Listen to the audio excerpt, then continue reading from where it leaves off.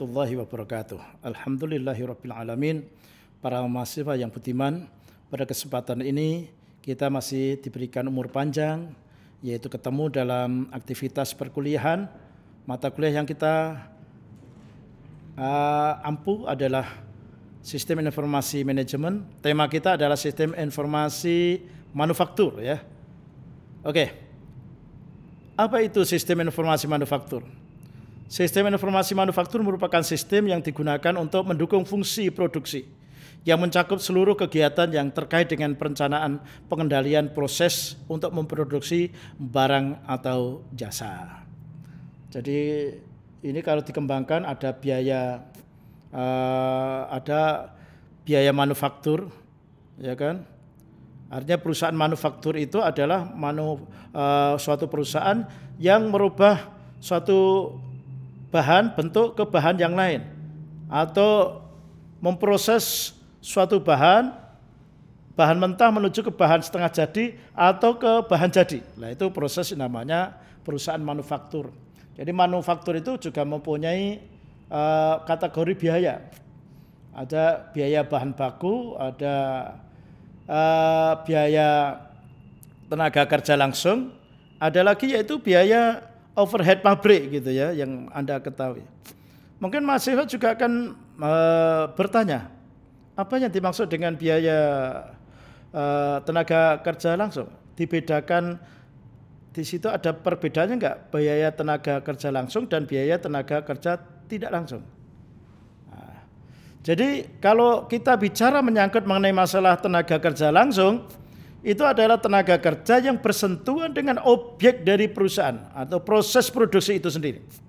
Umpama saja perusahaan tekstil, dia bagian operator, itu namanya tenaga kerja langsung. Jadi itu alokasinya ada biaya tenaga kerja langsung. Nah, biaya yang tidak langsung itu yang bagaimana? Contohnya adalah tenaga kerja yang tidak langsung bersentuhan kepada objek produksi. Contohnya ada satpam, ya kan? Ada cleaning service, ya kan? Ada manajer. Itu bukan dibayar tenaga kerja langsung, tapi masuk tenaga kerja tidak langsung, masuknya kepada biaya overhead pabrik gitu ya. Ini bicara menyangkut mengenai masalah manufaktur gitu ya. Oke, sekarang berbagai istilah yang lain sering digunakan sebagai pengganti sistem informasi manufaktur. Ada ROP, Reorder Point, yaitu sistem yang mendasarkan keputusan pembelian berdasarkan titik pesanan kembali ya. Terus ada lagi MRP, Material Requirements Planning, yaitu sistem yang dapat dipakai untuk merencanakan kebutuhan berbagai bahan baku yang diperlukan dalam proses produksi. Ini ya. Terus ada lagi MRP, yang kedua adalah Material Requirement Planning, yaitu sistem yang memadukan MRP dengan menjadwalkan produksi dan operasi pada bengkel kerja atau disebut shop floor operation gitu ya. Terus yang selanjutnya adalah JIT, Just in Time, suatu pendekatan yang menjaga arus bahan baku melalui produk agar selalu dalam keadaan minimum dengan mengatur bahan baku tiba di bengkel kerja pada saat diperlakukan. Ini ya. Oke, ada CIM, Computer Integrated Manufacturing. Ini adalah sistem yang menggabungkan berbagai teknik untuk menciptakan proses manufaktur yang luas, cepat dan menghasilkan produk yang berkualitas tinggi secara efisien. Gitu ya. Nah, inilah inti mahasiswa kalau belajar yaitu sistem informasi manufaktur ini nih. Ini rohnya di sini ini. Jadi biasanya saya suruh gambar. Di sini tadi kesamaannya pada sistem informasi akuntansi ada database dan pemakai. Tapi dibanding dengan sistem manufaktur di sinilah perbedaannya di sini nih. Ada subsistem informasi engineering. Ini adalah yang outputnya itu. Terus ada lagi subsistem intelijen manufacturing gitu ya.